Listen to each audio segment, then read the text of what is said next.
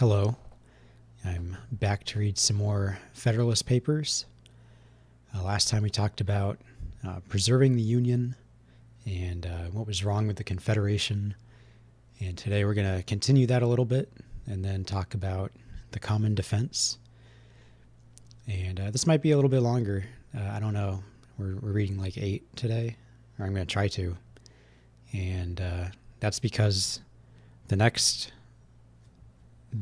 several are about taxation, and they all cover the same subject, just like the ones we did last week. So I'd like to do all those in the same stream and not cut it halfway or anything. Yeah, I have the sniffles, but it should clear up.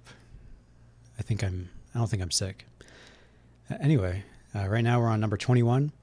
Other defects of the present Confederation. This is for the Independent Journal, Wednesday, December 12th, 1787. Alexander Hamilton. To the people of the state of New York. Having in the 3 last numbers taken a summary review of the principal circumstances and events which have depicted the genius and fate of other Confederate governments, I shall now proceed in the enumeration of the most important of those defects which have hitherto disappointed our hopes from the system established among ourselves. To form a safe and satisfactory judgment of the proper remedy, it is absolutely necessary that we should be well acquainted with the extent and malignity of the disease.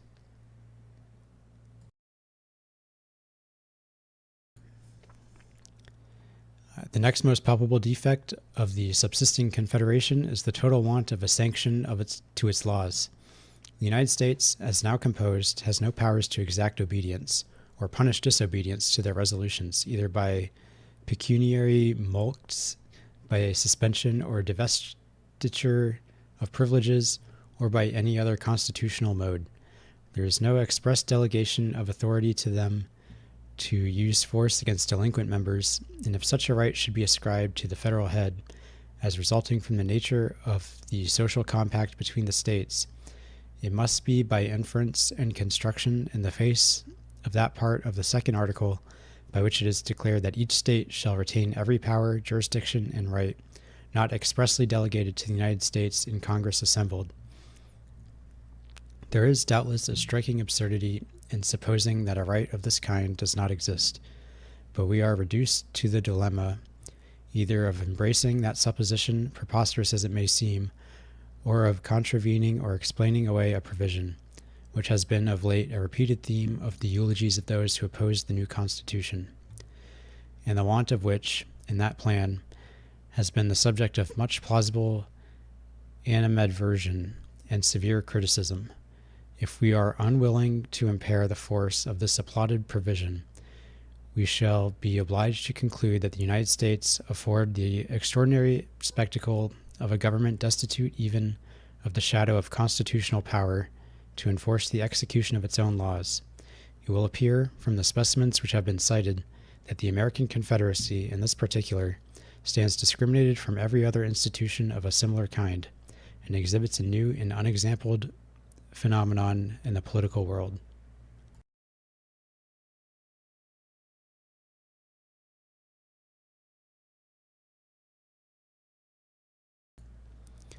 The want of a mutual guarantee of the state governments is another capital imperfection in the federal plan. There is nothing of this kind declared in the articles that compose it, and to imply a tacit guarantee from considerations of utility would be a still more flagrant departure from the cause which has been mentioned, than to imply a tacit power of coercion from the like considerations. The want of a guarantee, though it might in its consequences endanger the Union, does not so immediately attack its existence as the want of a constitutional sanction to its laws.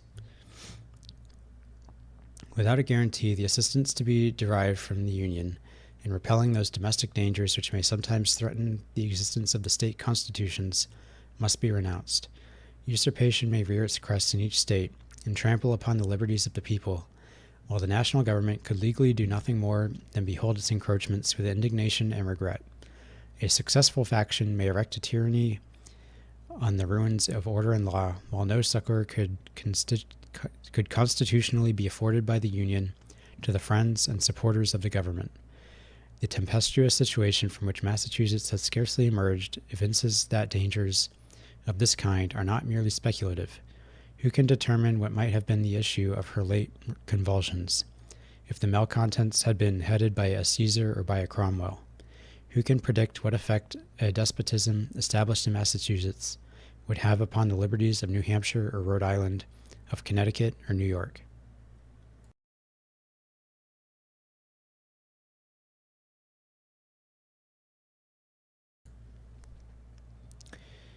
The inordinate pride of state importance has suggested to some minds an objection to the principle of a guarantee in the federal government, as involving an officious interference in the domestic concerns of the members. A scruple of this kind would deprive us of one of the principal advantages to be expected from union, and can only flow from a misapprehension of the nature of the provision itself. It could be no impediment to reforms of the state constitution by a majority of the people in a legal and peaceable mode. This right would remain undiminished. The guarantee could only operate against changes to be effected by violence. Towards the preventions of calamities of this kind, too many checks cannot be provided.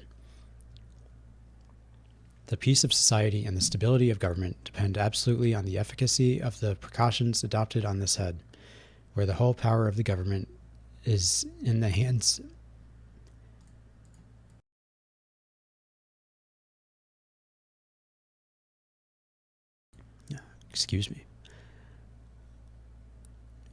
where the whole power of the government is in the hands of the people, there is the less pretense for the use of violent remedies and partial or occasional distempers of the state. The natural cure for an ill administration in a popular or representative constitution is a change of men. A guarantee by the national authority would be as much leveled against the usurpations of rulers as against the ferments and outrages of faction and sedition in the community. The principle of regulating the contributions of the states to the common treasury by quotas is another fundamental error in the Confederation. Its repugnancy to an adequate supply of the national exigencies has been already pointed out, and has sufficiently appeared from the trial which has been made of it. I shall speak of it now solely with a view to equality among the states. Those who have been accustomed to contemplate the circumstances which produce and constitute national wealth must be satisfied that there is no common standard or barometer by which the degrees of it can be ascertained. Neither the value of lands nor the numbers of the people, which have been successively proposed as the rule of state contributions, has any pretension to being a just representative. If we compare the wealth of the United Netherlands with that of Russia or Germany, or even of France, and if we at the same time compare the total value of the lands and the aggregate population of that contracted district with the total value of the lands and the aggregate population of the immense regions of either the last three mentioned countries, we shall at once discover that there is no comparison between the proportion of either of these two objects and that of the relative wealth of those nations. If the like parallel were to be run between several of the American states, it would furnish a like result. Let Virginia be contrasted with North Carolina, Pennsylvania with Connecticut, or Maryland with New Jersey, and we shall be convinced that the respective abilities of those states in relation to revenue bear little or no analogy to their comparative stock and lands, or to their comparative population. The position may be equally illustrated by a similar process between the counties of the same state. No man who is acquainted with the state of New York will doubt that the active wealth of Kings County bears a much greater proportion to that of Montgomery than it would appear to be if we should take either the total value of the lands or the total number of the people as a criterion.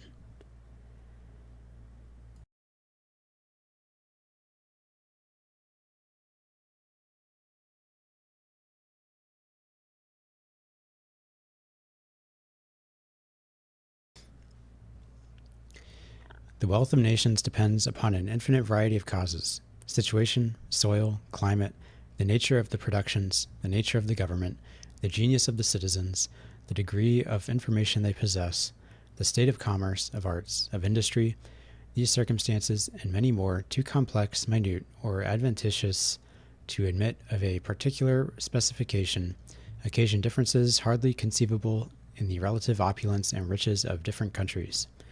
The consequence clearly is that there can be no common measure of national wealth, and, of course, no general or stationary rule by which the ability of a state to pay taxes can be determined. The attempt, therefore, to regulate the contributions of the members of a confederacy by any such rule cannot fail to be productive of glaring inequality and extreme oppression. This inequality would of itself be sufficient in America to work the eventual destruction of the Union, if any mode of enforcing a compliance with its requisitions could be devised. The suffering states would not long consent to remain associated upon a principle which distributes the public burdens with so unequal a hand, and which was calculated to impoverish and oppress the citizens of some states, while those of others would scarcely be conscious of the small proportion of the weight they were required to sustain. This, however, is an evil inseparable from the principle of quotas and requisitions. There is no method of steering clear of this inconvenience, but by authorizing the national government to raise its own revenues in its own way, imposts, excises, and, in general, all duties upon articles of consumption may be compared to a fluid, which will, in time, find its level with the means of paying them. The amount to be contributed by each citizen will, in a degree, be at his own option, and can be regulated by an attention to his resources. The rich may be extravagant, the poor can be frugal, and private oppression may always be avoided by a judicious selection of objects proper for such impositions. If inequalities should arise in some states from duties on particular objects, these will, in all probability, be counterbalanced by proportional inequalities in other states. From the duties on other objects. In the course of time and things, an equilibrium, as far as it is attainable in so complicated a subject, will be established everywhere. Or if inequalities should still exist, they would either be so great in their degree, so uniform in their operation, nor so odious in their appearance, as those which would necessarily spring from quotas upon any scale that can possibly be devised. It is a signal advantage of taxes on articles of consumption that they contain in their own nature a security against excess. They prescribe their own limit, which cannot be exceeded without defeating the end proposed, that is, an extension of the revenue. When applied to this object, the saying is as just as it is witty, that in political arithmetic 2 and 2 do not always make 4. If duties are too high, they lessen the consumption, the collection is eluded, and the product to the treasury is not so great as when they are confined within proper and moderate bounds. This forms a complete barrier against any material oppression of the citizens by taxes of this class, and is itself a natural limitation of the power of imposing them. Impositions of this kind usually fall under the denomination of indirect taxes, and must for a long time constitute the chief part of the revenue raised in this country. Those of the direct kind, which principally relate to land and buildings, may admit of a rule of apportionment. Either the value of land or the number of the people may serve as a standard. The state of agriculture and the populousness of a country would have been considered as nearly connected with each other. And as a rule for the purpose intended, numbers in the view of simplicity and certainty are entitled to a preference. In every country it is a Herculean task to obtain a valuation of the land. In a country imperfectly settled and progressive in improvement, the difficulties are increased almost to impracticability. The expense of an accurate valuation is, in all situations, a formidable objection. In a branch of taxation where no limits to the discretion of the government are to be found in the nature of things, the establishment of a fixed rule not incompatible with the end may be attended with fewer inconveniences than to leave that discretion altogether at large. Publius.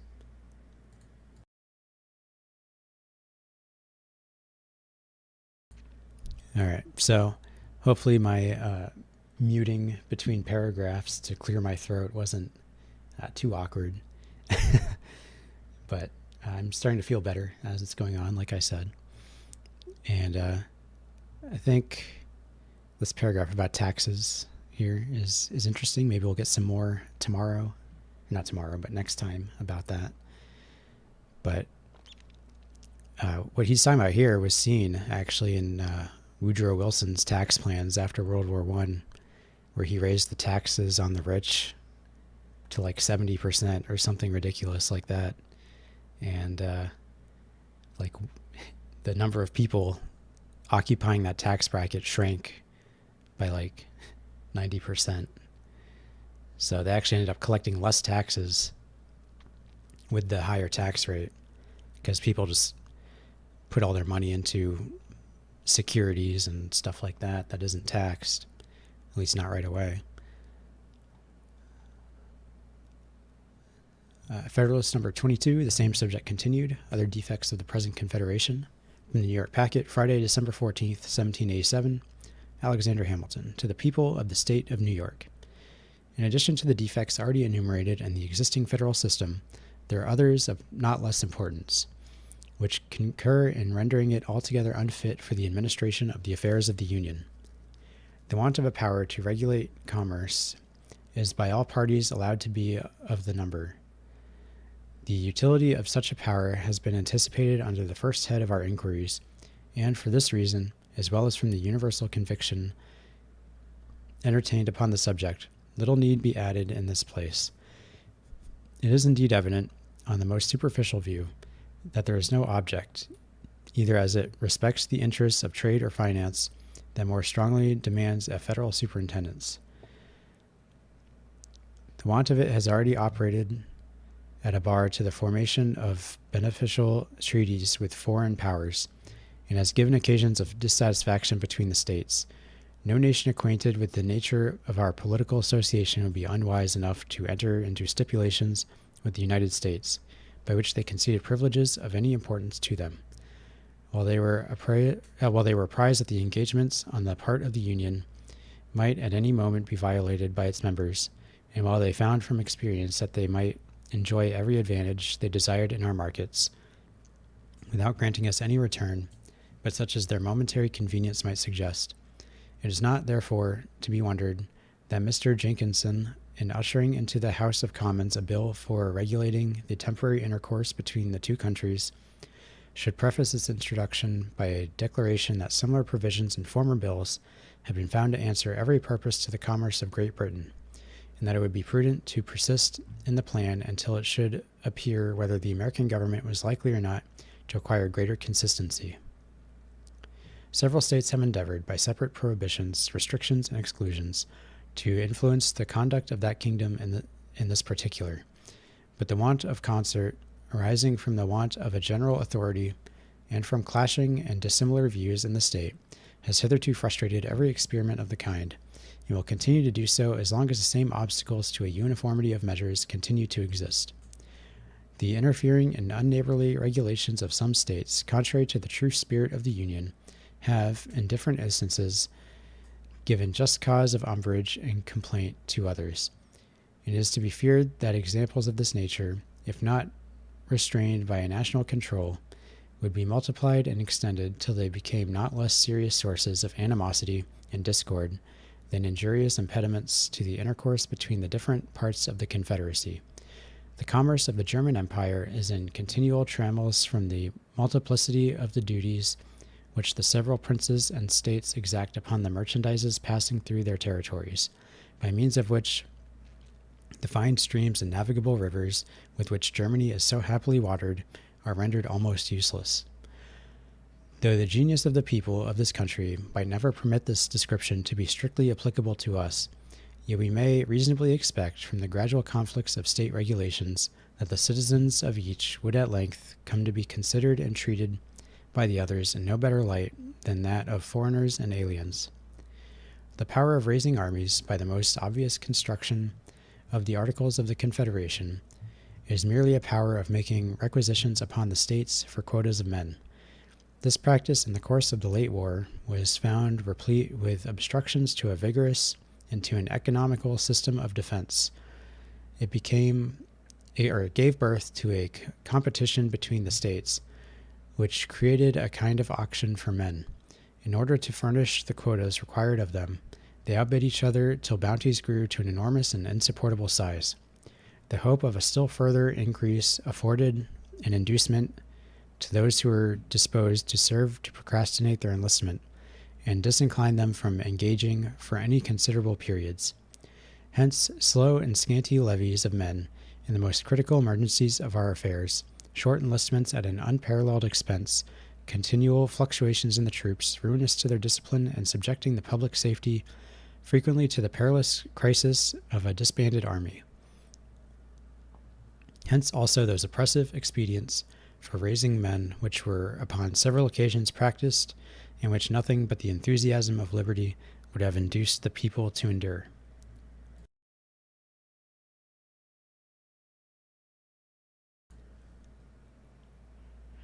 This method of raising troops is not more unfriendly to economy and vigor than it is to an equal distribution of the burden. The states near the seat of war, influenced by motives of self-preservation, made efforts to furnish their quotas, which even exceeded their abilities, while those at a distance from danger were, for the most part, as remiss as the others were diligent in their exertions.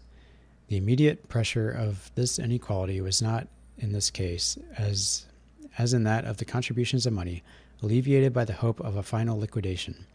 The states which did not pay their proportions of money might at least be charged with their deficiencies, but no account could be formed of the deficiencies and the supplies of men.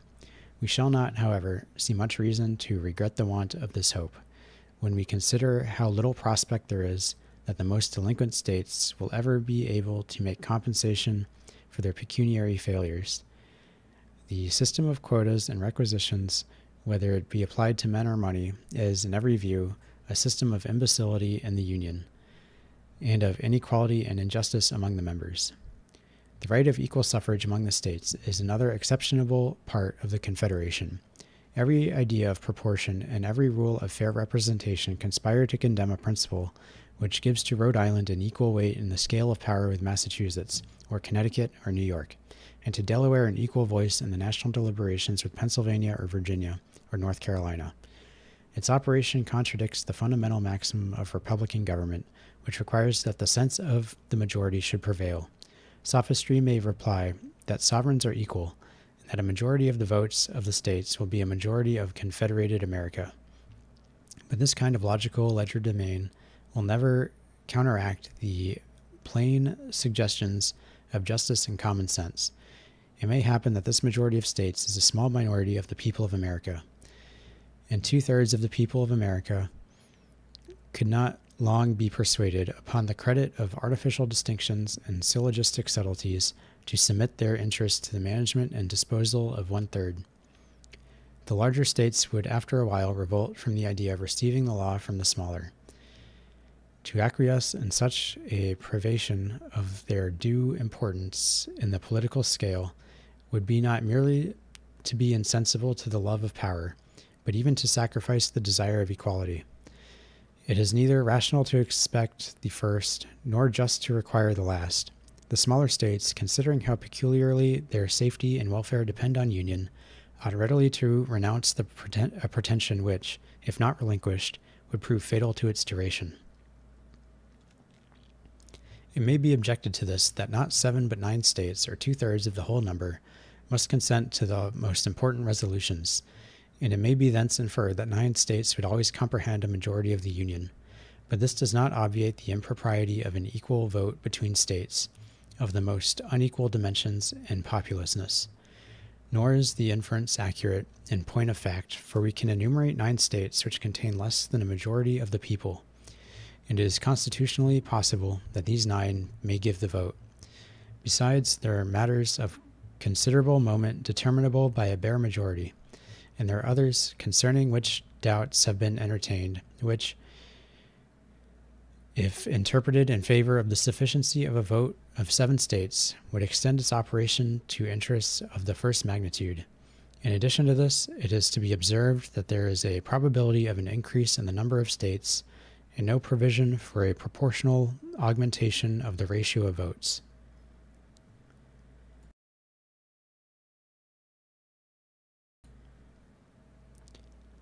But this is not all. What at first sight may seem a remedy is in reality a poison. To give a minority a negative upon the majority, which is always the case where more than a majority is requisite to a decision, is, in its tendency, to subject the sense of the greater number to that of the lesser. Congress, from the non-attendance of a few states, have been frequently in the situation of a Polish Diet, where a single vote has been sufficient to put a stop to all their movements. A 60th part of the Union, which is about the proportion of Delaware and Rhode Island, has several times been able to oppose an entire bar to its operations. This is one of those refinements which, in practice, has an effect the reverse of what is expected from it in theory. The necessity of unanimity in public bodies, or of something approaching towards it, has been founded upon a supposition that would contribute to security, but its real operation is to embarrass the administration, to destroy the energy of the government, and to substitute the pleasure, caprice, or artifices of an insignificant, turbulent, or corrupt junto in the regular deliberations and decisions of a respectable majority. In those emergencies of a nation in which the goodness or badness, the weakness or strength of its government is of the greatest importance, there is commonly a necessity for action. The public business must, in some way or other, go forward. If a pertinacious minority can control the opinion of a majority, respecting the best mode of conducting it, the majority, in order that something may be done, must conform to the views of the minority, and thus the sense of the smaller number will overrule that of the greater, and give a tone to the national proceedings. Hence, tedious delays, continual negotiation and intrigue, contemptible promises of the public good, and yet, in such a system, it is even happy when such compromises can take place, for upon some occasions things will not admit of accommodation, and then the measures of government must be injuriously suspended or fatally defeated. It is often by the impracticability of obtaining the concurrence of the necessary number of votes kept in a state of inaction. This situation must always savor of weakness, sometimes border upon anarchy. It is not difficult to discover that a principle of this kind gives greater scope to foreign corruption, as well as to domestic faction, and that which permits the sense of the majority to decide, though the contrary of this has been presumed. The mistake has proceeded from not attending with due care to the mischiefs that may be occasioned by obstructing the progress of government at certain critical seasons. When the concurrence of a large number is required by the Constitution to the doing of any national act, we are apt to rest satisfied that all is safe, because nothing improper will be likely to be done. But we forget how much good may be prevented and how much ill may be produced by the power of hindering the doing what may be necessary, and of keeping affairs in the same unfavorable posture in which they may happen to stand at particular periods. Suppose, for instance, we were engaged in a war, in conjunction with one foreign nation against another. Suppose the necessity of our situation demanded peace, and the interest or ambition of our ally led him to seek the prosecution of the war, with views that might justify us in making separate terms. In such a state of things, this ally of ours would evidently find it much easier, by his bribes and intrigues, to tie up the hands of government from making peace, where 2/3 of all the votes were requisite to that object, than where a simple majority would suffice. In the first case, he would have to corrupt a smaller number, in the last a greater number. Upon the same principle, it would be much easier for a foreign power with which we were at war to perplex our counsels and embarrass our exertions, and, in a commercial view, we may be subjected to similar inconveniences. A nation with which we might have a treaty of commerce could, with much greater facility, prevent our forming a connection with her competitor in trade, though such a connection should be ever so beneficial to ourselves. Evils of this description ought not to be regarded as imaginary. One of the weak sides of republics, among their numerous advantages, is that they afford too easy an inlet to foreign corruption. An hereditary monarch, though often disposed to sacrifice his subjects to his ambition, has so great a personal interest in the government and in the external glory of the nation, that it is not easy for a foreign power to give him an equivalent for what he would sacrifice by treachery to the state. The world has accordingly been witness to few examples of this species of royal prostitution, though there have been abundant specimens of every other kind. In republics, persons elevated from the mass of the community by the suffrages of their fellow citizens to stations of great preeminence and power may find compensations for betraying their trust, which, to any but minds animated and guided by superior virtue, may appear to exceed the proportion of interest they have in the common stock, and to overbalance the obligations of duty. Hence it is that history furnishes us with so many mortifying examples of the prevalency of foreign corruption and republican governments. How much this contributed to the ruin of the ancient commonwealths has been already delineated. It is well known that the deputies of the United Provinces have, in various instances, been purchased by the emissaries of the neighboring kingdoms. The Earl of Chesterfield, if my memory serves me right, in a letter to his court, intimates that his success in an important negotiation must depend on his obtaining a major's commission for one of those deputies. And in Sweden, the parties were alternately bought by France and England in so barefaced and notorious a manner that it excited universal disgust in the nation, and was the principal cause that the most limited monarch in Europe, in a single day, without tumult, violence, or opposition, became one of the most absolute and uncontrolled. A circumstance which crowns the defects of the Confederation remains yet to be mentioned: the want of a judiciary power. Laws are a dead letter without courts to expound and define their true meaning and operation. The treaties of the United States, to have any force at all, must be considered as part of the law of the land. Their true import, as far as respects individuals, must, like all other laws, be ascertained by judicial determinations.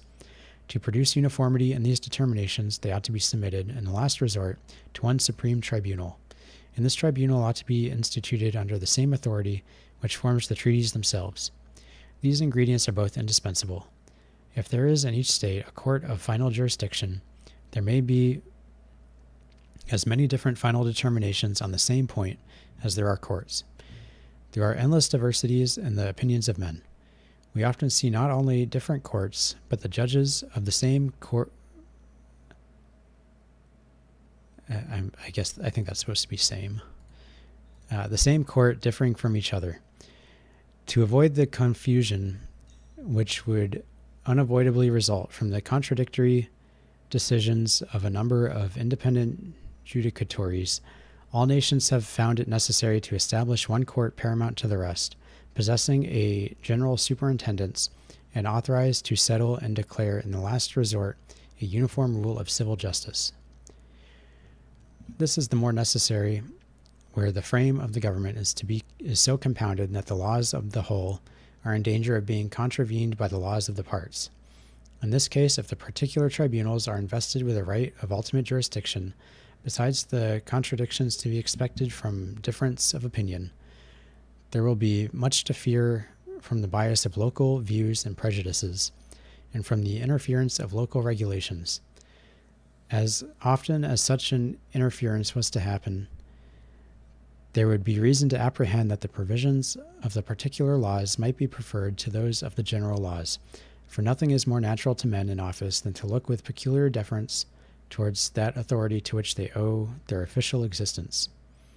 The treaties of the United States, under the present Constitution, are liable to the infractions of 13 different legislatures, and as many different courts of final jurisdiction, acting under the authority of those legislatures. The faith, the reputation, the peace of the whole Union are thus continually at the mercy of the prejudices, the passions, and the interests of every member of which it is composed. Is it possible that foreign nations can either respect or confide in such a government? Is it possible that the people of America will longer consent to trust their honor, their happiness, their safety on so precarious a foundation? In this review of the Confederation, I have confined myself to the exhibition of its most material defects, passing over those imperfections in its details by which even a great part of the power intended to be conferred upon it has been in a great measure rendered abortive. It must be by this time evident to all men of reflection who can divest themselves of the prepossessions of preconceived opinions that it is a system so radically vicious and unsound as to admit not of amendment, but by an entire change in its leading features and characters. The organization of Congress is itself utterly improper for the exercise of those powers which are necessary to be deposited in the Union. A single assembly may be a proper receptacle of those slender or rather fettered authorities which have been heretofore delegated to the federal head, but it would be inconsistent with all the principles of good government to entrust it with those additional powers which, even the moderate and more rational adversaries of the proposed Constitution admit, ought to reside in the United States. If that plan should not be adopted, and if the necessity of the Union should be able to withstand the ambitious aims of those men who may indulge magnificent schemes of personal aggrandizement from its dissolution, the probability would be that we should run into the project of conferring supplementary powers upon Congress, as they are now constituted, and either the machine, from the intrinsic feebleness of its structure, would molder into pieces, in spite of our ill-judged efforts to prop it, or, by successive augmentations of its force and energy, as necessity might prompt, we shall finally accumulate in a single body all the most important prerogatives of sovereignty, and thus entail upon our posterity one of the most execrable forms of government that human infatuation ever contrived. Thus we should create in reality that very tyranny which the adversaries of the new Constitution either are, or affect to be, solicitous to avert. It has not a little contributed to the infirmities of the existing federal system that it never had a ratification by the people. Resting on no better foundation than the consent of the several legislatures, it has been exposed to frequent and intricate questions concerning the validity of its powers, and has, in some instances, given birth to the enormous doctrine of a right of legislative appeal, owing its ratification to the law of a state.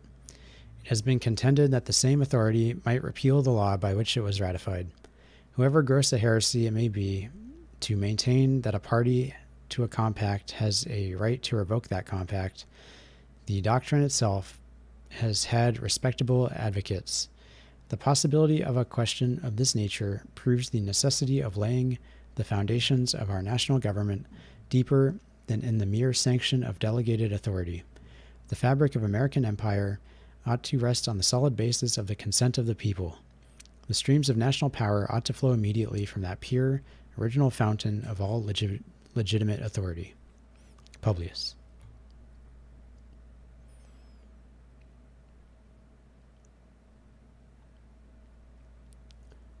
All right, number 23. The necessity of a government as energetic as the one proposed to the preservation of the Union. From the New York Packet, Tuesday, December 18th, 1787, Alexander Hamilton.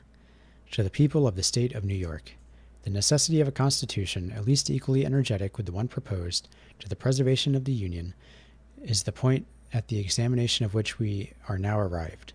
This inquiry will naturally divide itself into three branches: the objects to be provided for by the federal government, the quantity of power necessary to the accomplishment of those objects, the persons upon whom that power ought to operate. Its distribution and organization will more properly claim our attention under the succeeding head.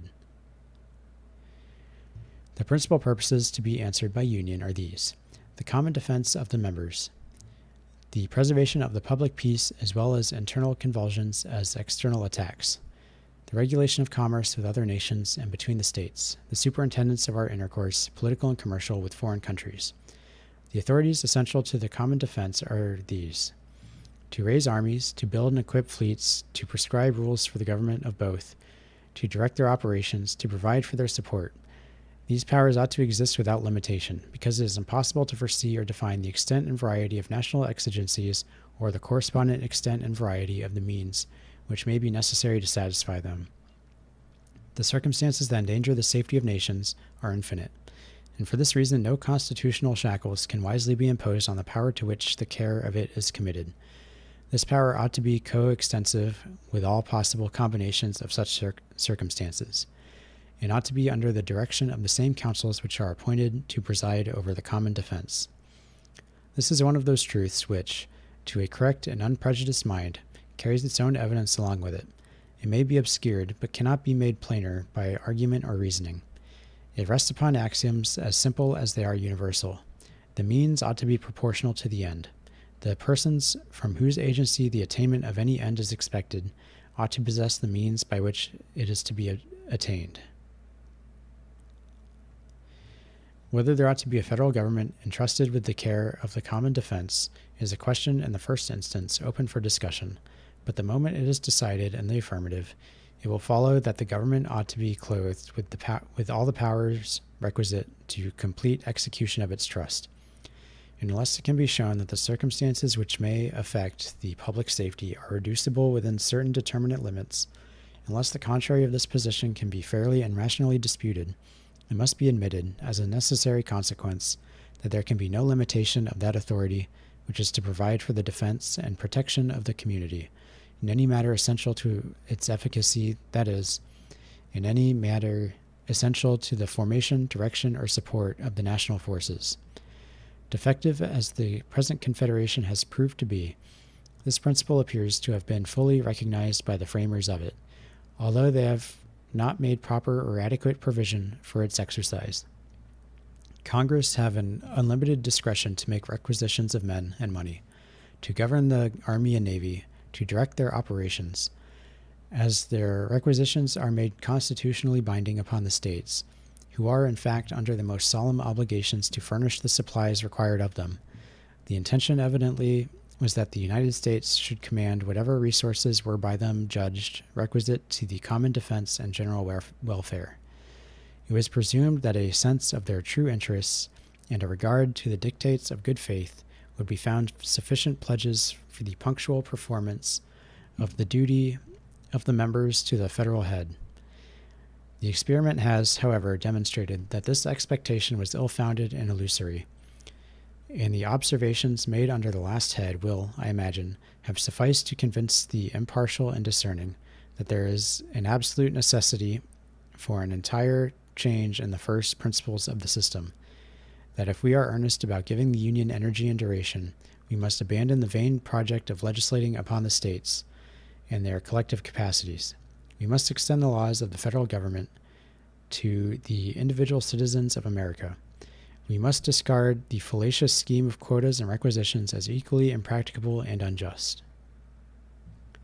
The result from all this is that the Union ought to be invested with full power to levy troops, to build and equip fleets, and to raise the revenues which will be required for the formation and support of an army and navy, in the customary and ordinary modes practiced in other governments. If the circumstances of our country are such as to demand a compound instead of a simple, a confederate instead of a sole government, the essential point which will remain to be adjusted will be to discriminate the objects, as far as it can be done, which shall appertain to the different provinces or departments of power, allowing to each the most ample authority for fulfilling the objects committed to its charge. Shall the Union be constituted the guardian of the common safety, our fleets and armies the revenues necessary to this purpose? The government of the Union must be empowered to pass all laws and to make all regulations which have relation to them.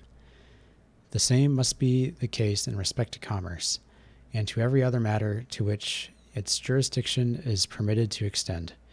In the administration of justice between the citizens of the same state, the proper department of the local governments is the administration.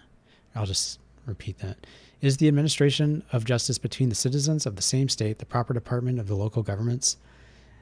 These must possess all the authorities which are connected with this object, and with every other that may be allotted to their particular cognizance and direction. Not to confer in each case a degree of power commensurate to the end would be to violate the most obvious rules of prudence and propriety, and improvidently to trust the great interests of the nation to hands which are disabled from managing them with vigor and success.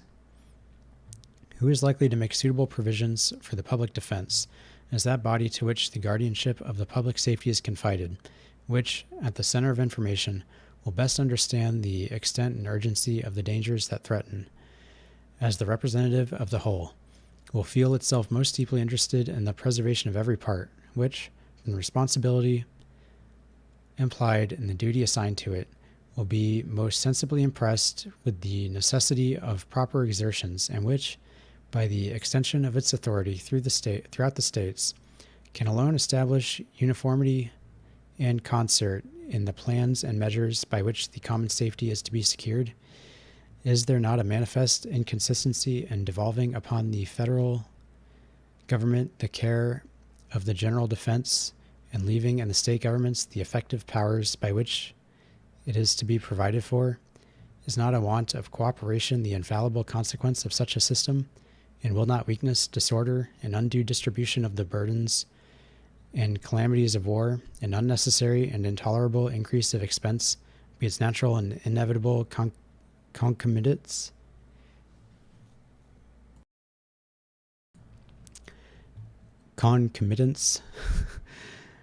Have we not unequivocal experience of its effects in the course of the revolution which we have just accomplished?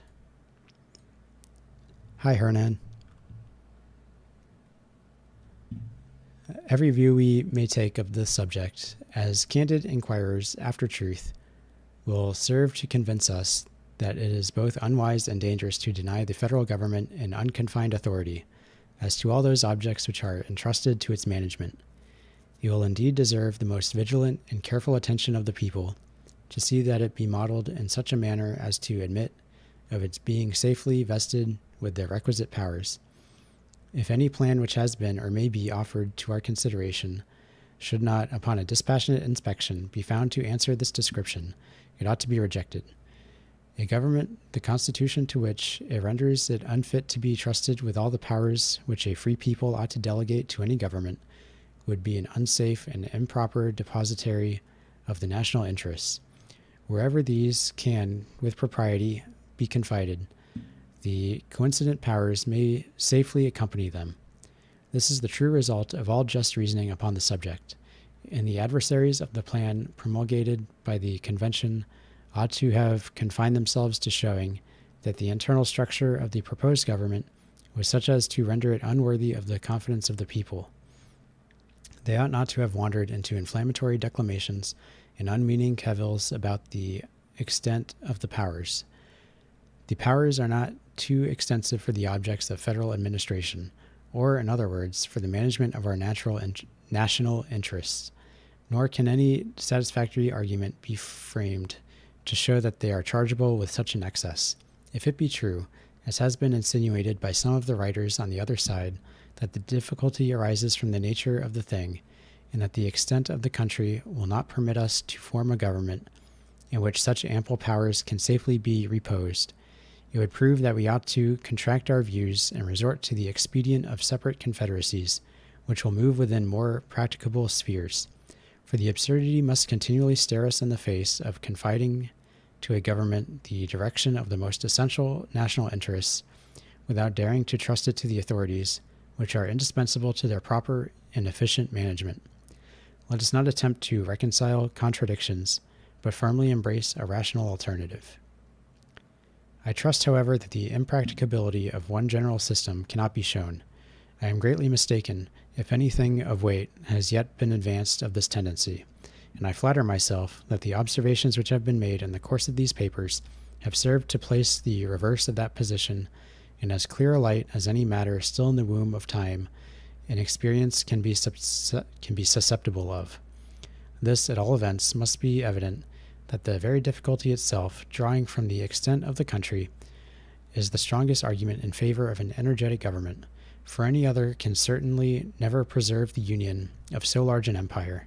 If we embrace the tenets of those who oppose the adoption of the proposed constitution as the standard of our political creed, we cannot fail to verify the gloomy doctrines which predict the impracticability of a national system pervading entire limits of the present confederacy.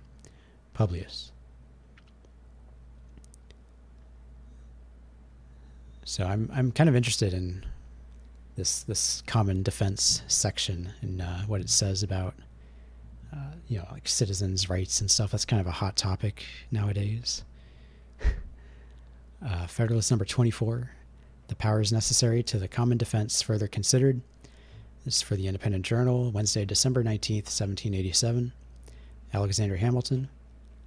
To the people of the state of New York, to the powers proposed to be conferred upon the federal government, in which to the creation and direction of the national forces I have met with but one specific objection, which, if I understand it right, is this: that proper provision has not been made against the existence of standing armies in time of peace, an objection which I shall now endeavor to show rests on weak and unsubstantial foundations.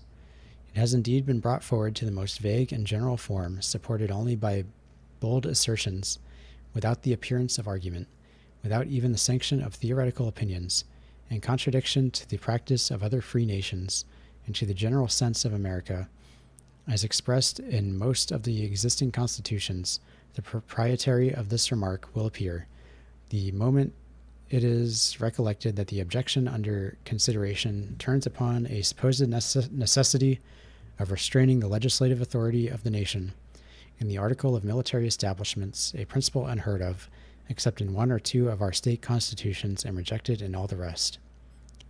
A stranger to our politics, who was to read our newspapers at the present juncture, without having previously inspected the plan reported by the convention, would be naturally led to one of two conclusions: either that it contained a positive injunction that standing armies should be kept up in time of peace, or that it vested in the executive the whole power of levying troops, without subjecting his discretion in any shape to the control of the legislature. If he came afterwards to peruse the plan itself, he would be surprised to discover that neither the one nor the other was the case, that the whole power of raising armies was lodged in the legislature, not in the executive, that this legislature was to be a popular body consisting of the representatives of the people periodically elected, and that instead of the provision he had supposed in favor of standing armies, there was to be found, in respect to this object, an important qualification even of the legislative discretion, in that clause which forbids the appropriation of money for the support of an army for any longer period than 2 years, and a precaution which, upon a nearer view of it, will appear to be a great and real security against the keeping up of troops without evident necessity. Disappointed in his first surmise, the person I have supposed would be apt to pursue his conjectures a little further would naturally say to himself, it is impossible that all this vehement and pathetic declamation can be without some colorable pretext. It must needs be that this people, so jealous of their liberties, have, in all the preceding models of the constitutions which they have established, inserted the most precise and rigid precautions on this point, the omission of which in the new plan has given birth to all this apprehension and clamor.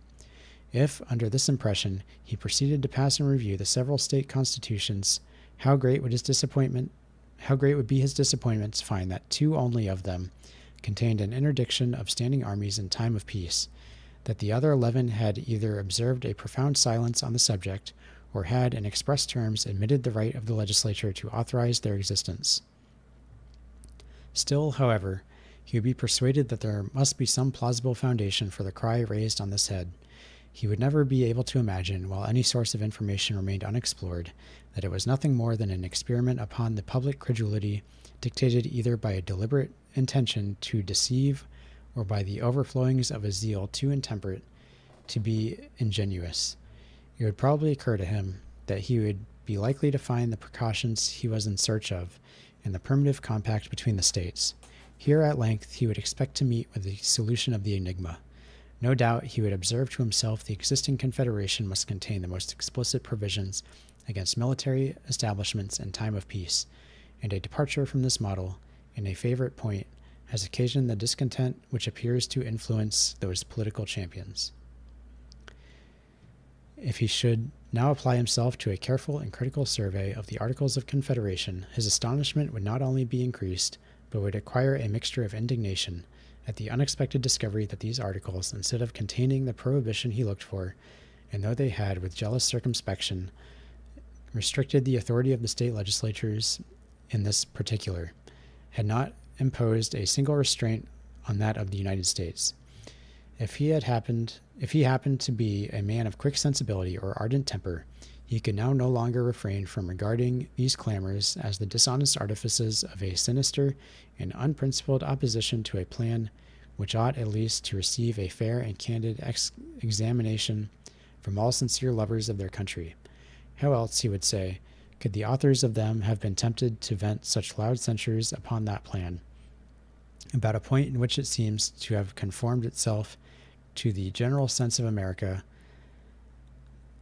as declared in its different forms of government, and in which it has even superadded a new and powerful guard unknown to any of them.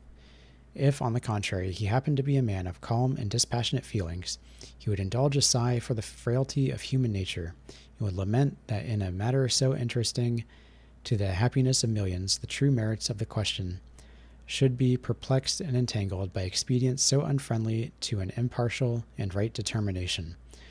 Even such a man could hardly forbear remarking that a conduct of this kind has too much the appearance of an intention to mislead the people by alarming their passions, rather than to convince them by arguments addressed to their understandings. But however little this objection may be countenanced, even by precedents among ourselves, it may be satisfactory to take a nearer view of its intrinsic merits. From a close examination, it will appear that restraints upon the discretion of the legislature in respect to military establishments in time of peace would be improper to be imposed, and if imposed from the necessities of society, would be unlikely to be observed. Though a wide ocean separates the United States from Europe, yet there are various considerations that warn us against an excess of confidence or security. On one side of us, and stretching far into our rear, are growing settlements subject to the dominion of Britain. On the other side, and extending to meet the British settlements, are colonies and establishments subject to the dominion of Spain. This situation in the vicinity of the West India Islands belonging to these two powers create between them, in respect to their American possessions and in relation to us, a common interest. The savage tribes on our western frontier ought to be regarded as our natural enemies, their natural allies, because they have most to fear from us and most to hope from them. The improvements in the art of navigation have, as to the facility of communication, rendered distant nations, in a great measure, neighbors. Britain and Spain are among the principal maritime powers of Europe. A future concert of views between these nations ought not to be regarded as improbable. The increasing remoteness of consanguinity is every day diminishing the force of the family compact between France and Spain. All politicians have ever, with great reason, considered the ties of blood as feeble and precarious links of political connection. These circumstances combined admonish us not to be too sanguine in considering ourselves as entirely out of the reach of danger. Previous to the Revolution, and ever since the peace, there has been a constant necessity for keeping small garrisons on our western frontier. No person can doubt that these will continue to be indispensable, if it should only be against the ravages and depredations of the Indians. These garrisons must either be furnished by occasional detachments from the militia, or by permanent corps in the pay of the government. The first is impracticable, and if practicable, would be pernicious. The militia would not long, if at all, submit to be dragged from their occupations and families to perform that most disagreeable duty in times of profound peace, and if they could be prevailed upon or compelled to do it, the increased expense of a frequent rotation of service, and the loss of labor and disconcertion of the industrious pursuits of individuals, would form conclusive objections to the scheme. It would be as burdensome and injurious to the public as ruinous to private citizens. The latter resource of permanent corps in the pay of the government amounts to a standing army in time of peace, a small one indeed, but not less real for being small. Here is a simple view of the subject that shows us at once the impropriety of a constitutional interdiction of such establishments, and the necessity of leaving the matter to the discretion and prudence of the legislature. In proportion to our increase in strength, it is probable, nay, it may be said certain, that Britain and Spain would augment their military establishments in our neighborhood. If we should not be willing to be exposed in a naked and defenseless condition to their insults and encroachments, we should find it expedient to increase our frontier garrisons in some ratio to the force by which our western settlements might be annoyed. There are, and will be, particular posts, the possession of which will include the command of large districts of territory, and facilitate future invasions of the remainder. It may be added that some of those posts will be keys to the trade with the Indian nations.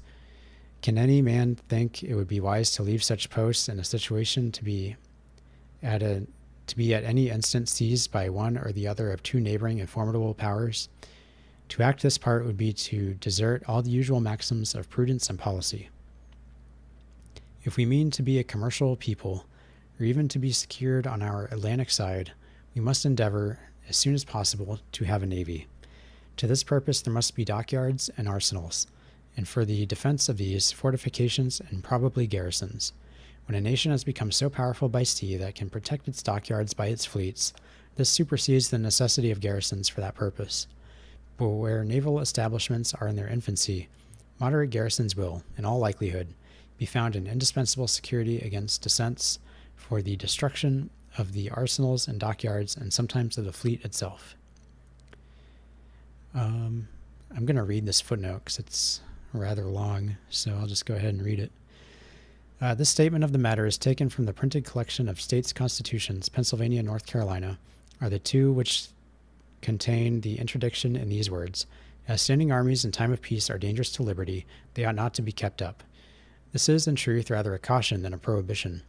New Hampshire, Massachusetts, Delaware, and Maryland have, in each of their bills of rights, a clause to this effect: standing armies are dangerous to liberty, and ought not to be raised or kept up without the consent of the legislature, which is a formal admission of the authority of the legislature. New York has no bills of rights, and her constitution says not a word about the matter. No bills of rights appear annexed to the constitutions of the other states, except the foregoing, and their constitutions are equally silent. I am told, however, that one or two states have bills of rights which do not appear in this collection, but that those also recognize the right of the legislative authority in this respect. I'm going to take a tea break before we continue. I'm also going to check, because I thought most of these were going to be a little shorter, but they seem to be a decent length for now. So I'm just going to check and see where we are. So we're on number 25. That's on page 116 of this. And I'm going to 137. Oh, so I've already read 20 pages. Oh, I usually schedule myself to read 30 pages. It looks like I did 40 this time by accident.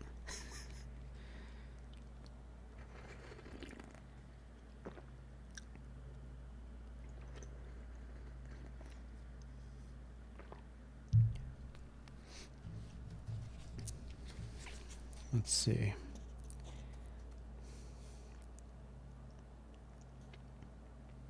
Yeah, this is number 25. All right, so we might end up cutting this short by a little bit, but hopefully not too much, because the section on taxes is rather long.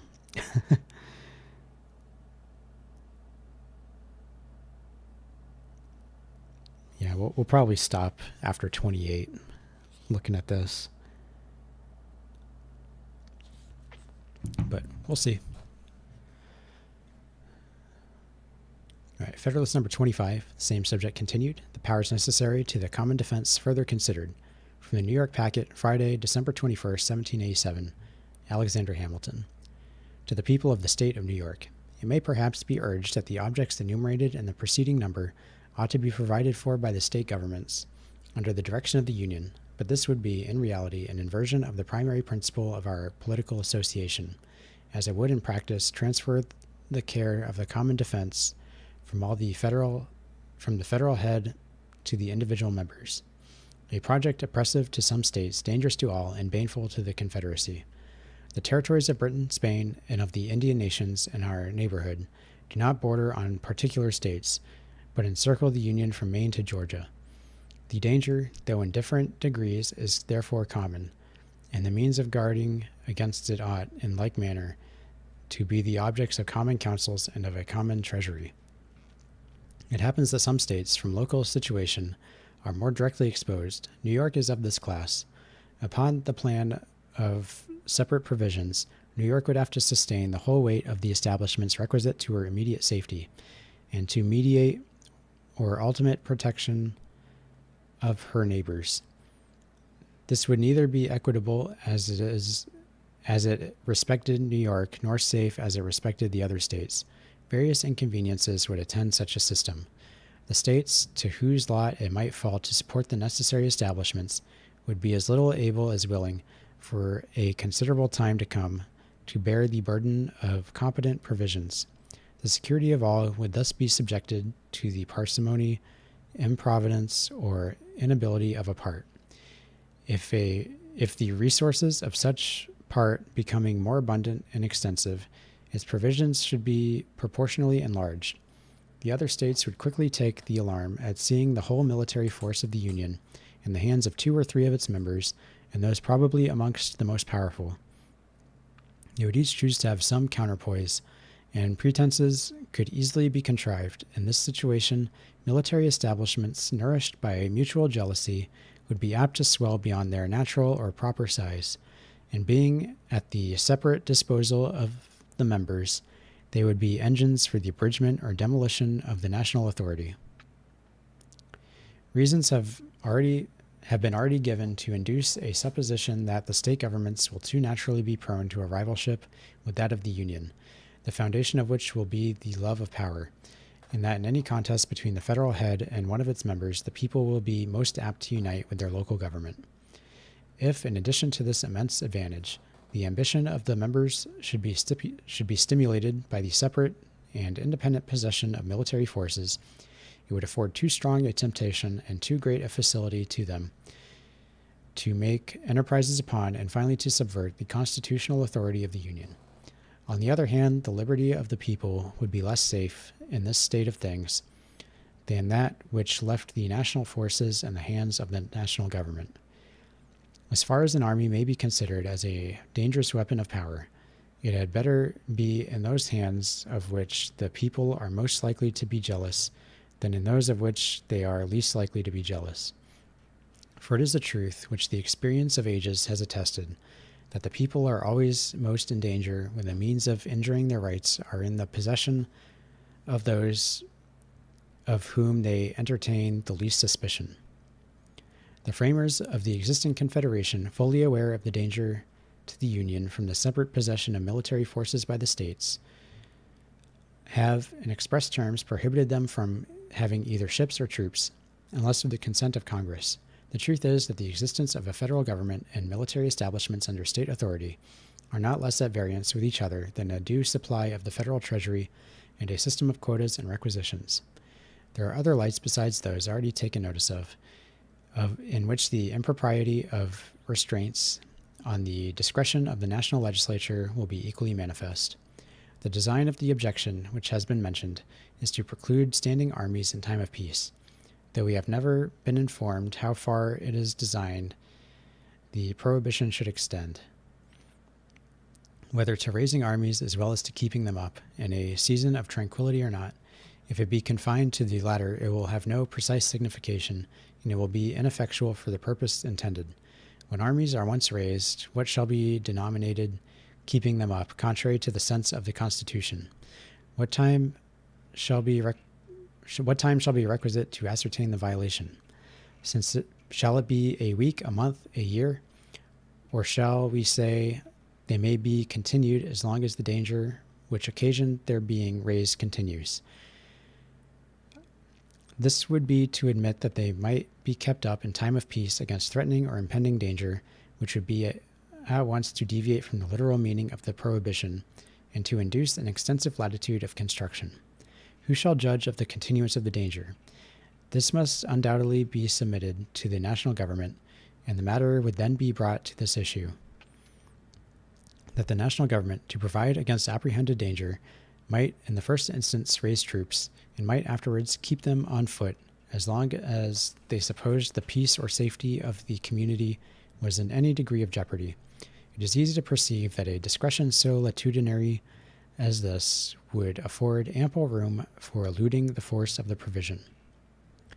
The supposed utility of a provision of this kind can only be found on the supposed probability, or at least possibility, of a combination between the executive and the legislative, in some scheme of usurpation. Should this at any time happen, how easy would it be to fabricate pretenses of approaching danger? Indian hostilities, instigated by Spain or Britain, would always be at hand. Provocations to produce the desired appearances might even be given to some foreign power, and have appeased again by timely concessions. If we can reasonably presume such a combination to have been formed, and that the enterprise is warranted by a sufficient prospect of success, the army, when once raised from whatever cause or on whatever pretext, may be applied to the execution of the project. If, to obviate this consequence, it should be resolved to extend the prohibition to the raising of armies in time of peace, the United States would then exhibit the most extraordinary spectacle which the world has yet seen, that of a nation incapacitated by its constitution to prepare for defense before it was actually invaded. As the ceremony of a formal denunciation of war has of late fallen into disuse, the presence of an enemy within our territories must be waited for, as the legal warrant to the government to begin its levies of men for the protection of the state. We must receive the blow before we could even prepare to return it. All that kind of policy by which nations anticipate distant danger and meet the gathering storm must be abstained from, as contrary to the genuine maxims of a free government, we must expose our property and liberty to the mercy of foreign invaders, and invite them by our weakness to seize the naked and defenseless prey, because we were afraid that rulers, created by our choice, dependent on our will, might endanger that liberty by an abuse of the means necessary to its preservation. Here I expect we shall be told that the militia of the country is its natural bulwark. It would be at all times equal to the national defense. This doctrine, in substance, had like to have lost us our independence. It cost millions to the United States that might have been saved. The fact which, from our own experience, forbid a reliance of this kind, are too recent to permit us to be the dupes of such a suggestion. The steady operations of war against a regular and disciplined army can only be successfully conducted by a force of the same kind. Considerations of economy, not less than of stability and vigor, confirm this position. The American militia, in the course of the late war, have by their valor on numerous occasions erected eternal monuments to their fame. But the bravest of them feel and know that the liberty of their country could not have been established by their efforts alone, however great and valuable they were. War, like most other things, is a science to be acquired and perfected by diligence, by perseverance, by time, and by practice. All violent policy, as is contrary to the natural and experienced course of human affairs, defeats itself. Pennsylvania, at this instant, affords an example of the truth of this remark. The Bill of Rights of that state declares that standing armies are dangerous to liberty, and ought not to be kept up in time of peace. Pennsylvania, nevertheless, in a time of profound peace, from the existence of partial disorders in one or two of her counties, has resolved to raise a body of troops, and in all probability will keep them up as long as there is any appearance of danger to the public peace. The conduct of Massachusetts affords a lesson on the same subject, though on different ground. That state, without waiting for the sanction of Congress, as the Articles of the Confederation require, was compelled to raise troops to quell a domestic insurrection, and still keep a corps in pay to prevent a revival of the spirit of revolt.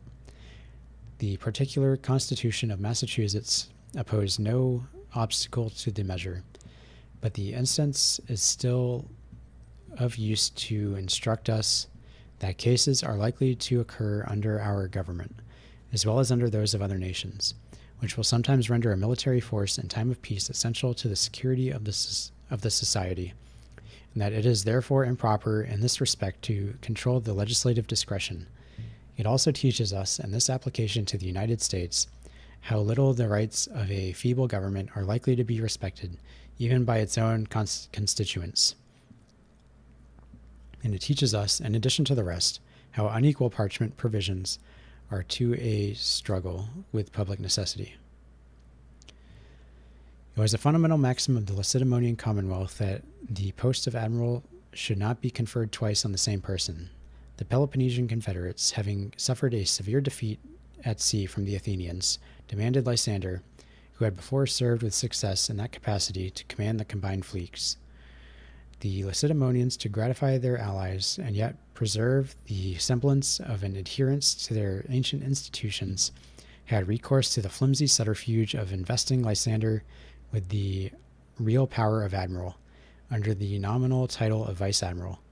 This instance is selected from among a multitude that might be cited to confirm the truth already advanced and illustrated by domestic examples. which is that nations pay little regard to rules and maxims, calculated in their very nature to run counter to the necessities of society. Wise politicians will be cautious about fettering the government with restrictions that cannot be observed, because they know that every breach of the fundamental laws, though dictated by necessity, impairs that sacred reverence which ought to be maintained in the breast of rulers towards the constitution of a country, and forms a precedent for other breaches where the same plea of necessity does not exist at all, or is less urgent and palpable. Publius.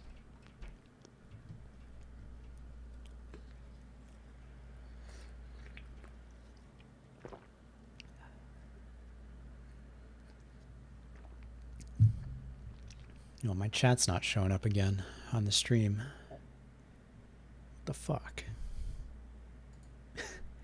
All right, I'll try to fix this, and we'll just have to wait a second, I guess.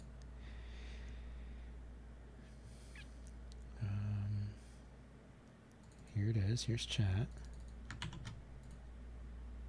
Nope, nothing.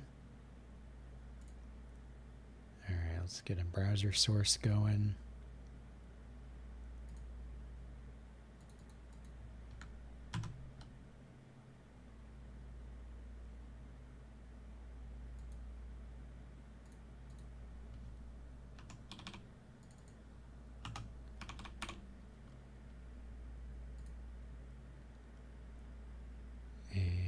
Copy this over.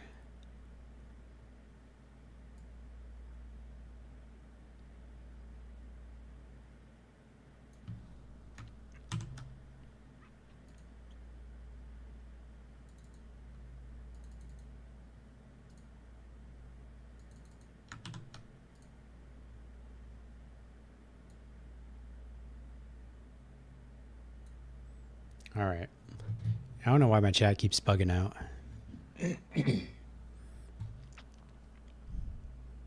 But let's continue.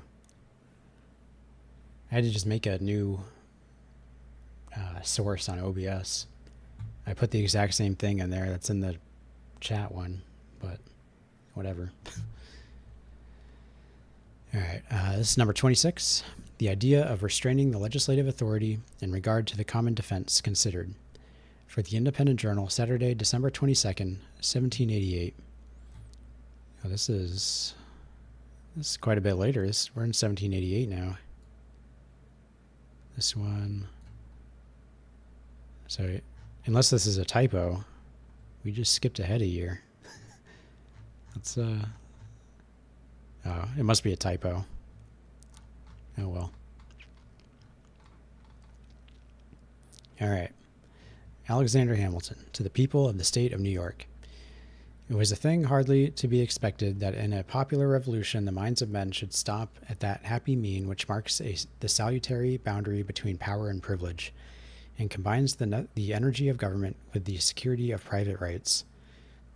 A failure in this delicate and important point is the great source of the inconveniences we experience, and if we are not cautious to avoid a repetition of the error, in our future attempts to rectify and ameliorate our system, we may travel from one chimerical project to another.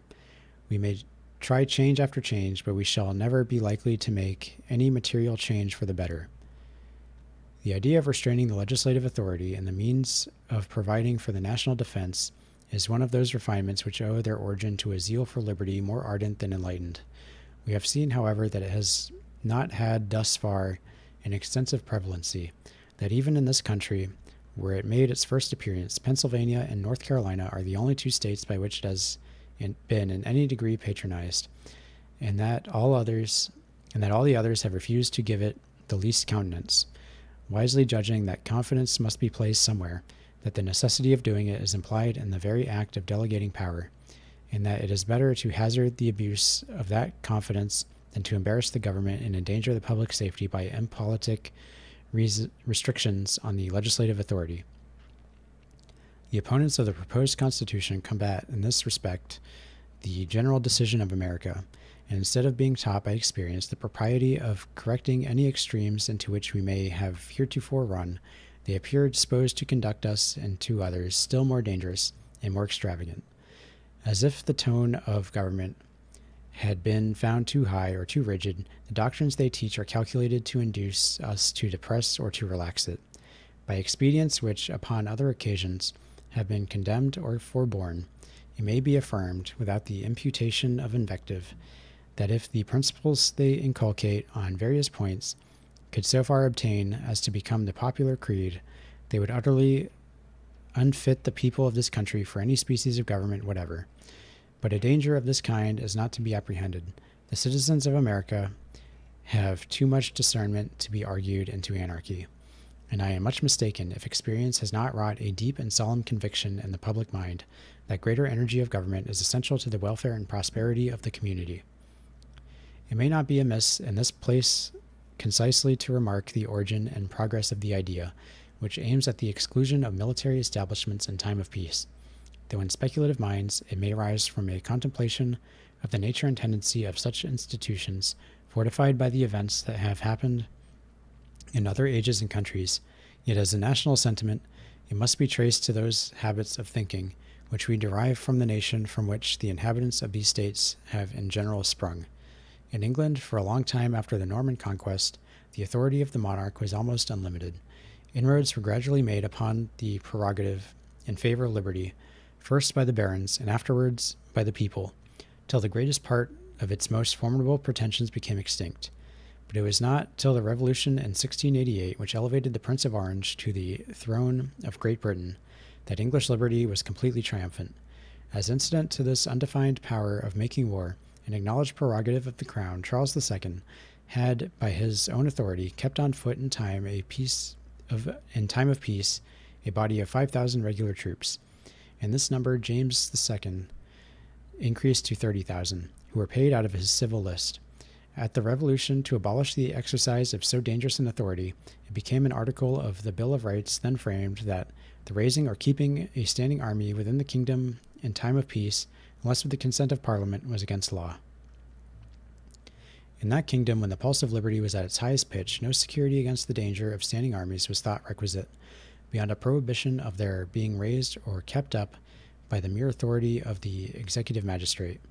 The patriots who effected that memorable revolution were too temperate, too well informed, to think of any restraint on the legislative discretion. They were aware that a certain number of troops for guards and garrisons were indispensable, that no precise bounds could be set to the national exigencies, that a power equal to every possible contingency must exist somewhere in the government, and that when they referred the exercise of that power to the judgment of the legislature, they had arrived at the ultimate point of precaution which was reconcilable with the safety of the community. From the same source, the people of America may be said to have derived an hereditary impression from danger to liberty, from standing armies in time of peace. The circumstances of a revolution quicken the public sensibility on every point connected with the security of popular rights, and in some instances raise the warmth of our zeal beyond the degree which constituted with the due temperature of the body politic, or which consisted with the due temperature of the body politic. The attempts of two of the states to restrict the authority of the legislature in the article of military establishments are of the number of these instances. The principles which had taught us to be jealous of the power of an hereditary monarch were by an injudicious excess extended to the representatives of the people in their popular assemblies. Even in some of the states where this error was not adopted, we find unnecessary declarations of the standing armies ought not to be kept up in time of peace without the consent of the legislature. I call them unnecessary because the reason which had introduced a similar provision into the English Bill of Rights is not applicable to any of the state constitutions. The power of raising armies at all under those constitutions can by no construction be deemed to reside anywhere else than in the legislatures themselves, and it was superfluous, if not absurd, to declare that a matter should not be done without the consent of a body which alone has the power of doing it. Accordingly, in some of these constitutions, and among others, in that of this state of New York, which has been justly celebrated both in Europe and America as one of the best of the forms of government established in this country, there is a total silence upon the subject. It is remarkable that even in the two states which seem to have meditated an interdiction of military establishments in time of peace, the mode of expression made use of is rather cautionary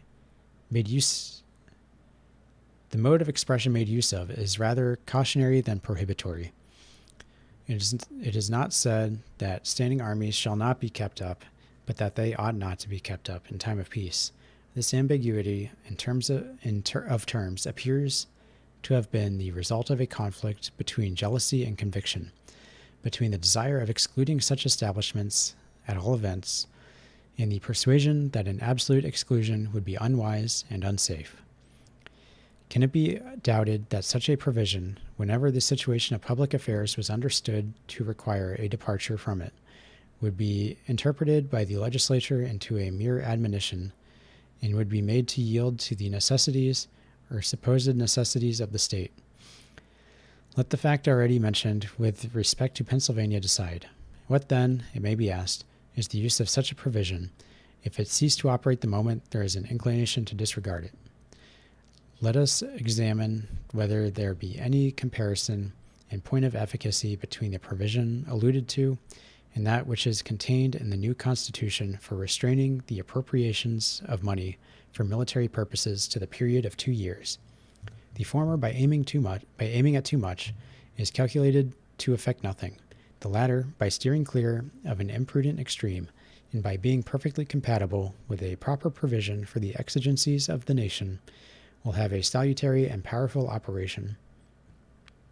The legislature of the United States will be obliged, by this provision, once at least in every 2 years, to deliberate upon the propriety of keeping a military force on foot, to come to a new resolution on the point, and to declare their sense of the matter, by a formal vote in the face of their constituents.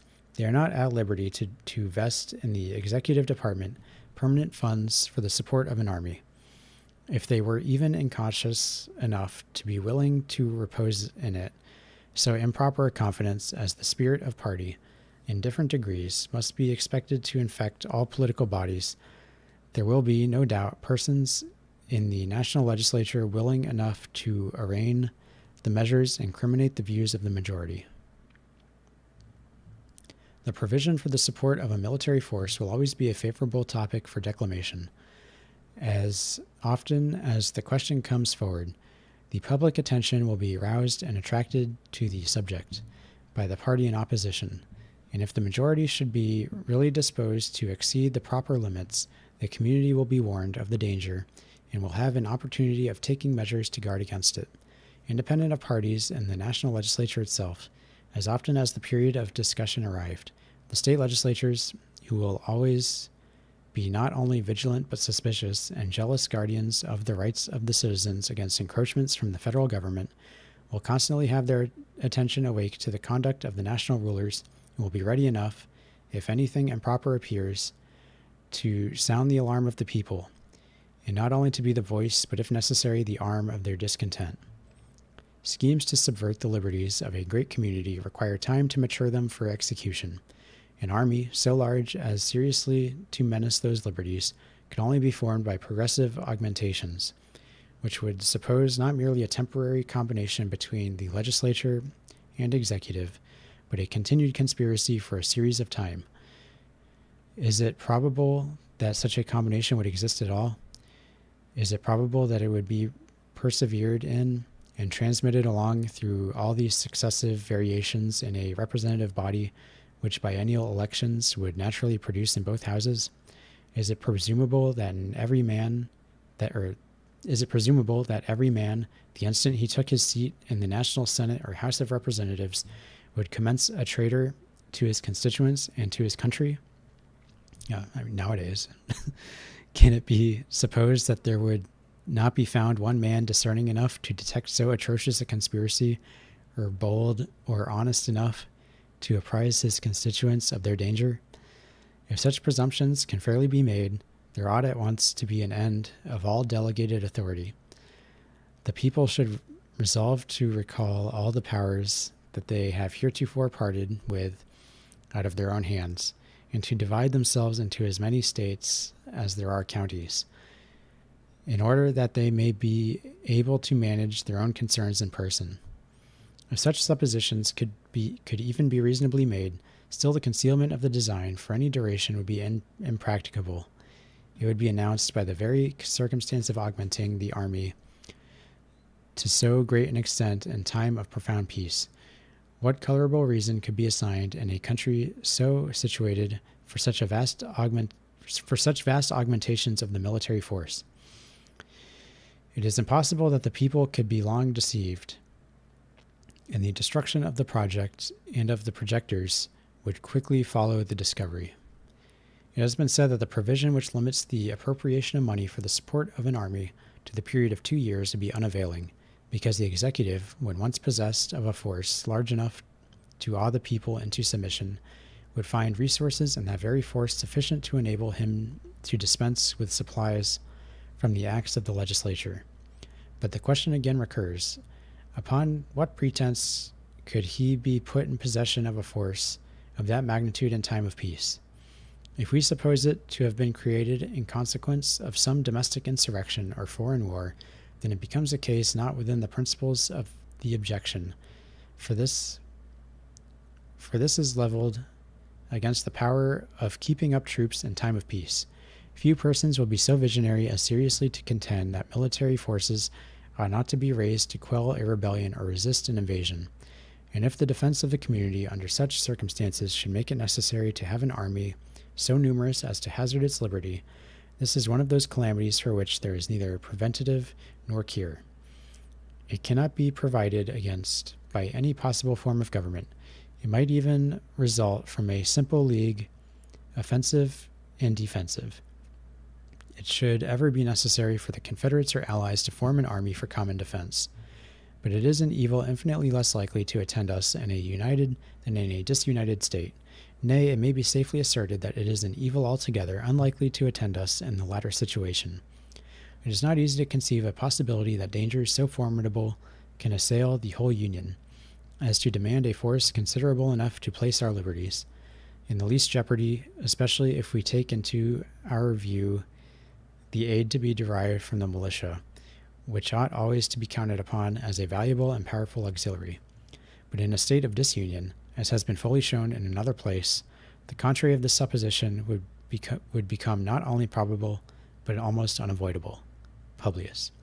So it kind of implies here the right to bear arms, as people say, just for regular citizens. He doesn't say it outright, but it is kind of implied in some of these paragraphs. I was hoping for something a little more explicit. Maybe that'll come up. But the Bill of Rights wasn't written until a little bit later, so maybe those kinds of things just didn't really come up at this point.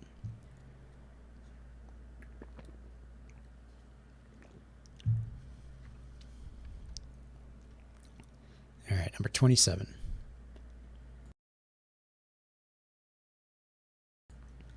The same subject continued. The idea of restraining the legislative authority in regard to the common defense considered. From the New York Packet, Tuesday, December 25th. Hey, it's Christmas. 1787. Alexander Hamilton. To the people of the state of New York. It has been urged in different shapes that a constitution of the kind proposed by the convention cannot operate without the aid of a military force to execute its laws.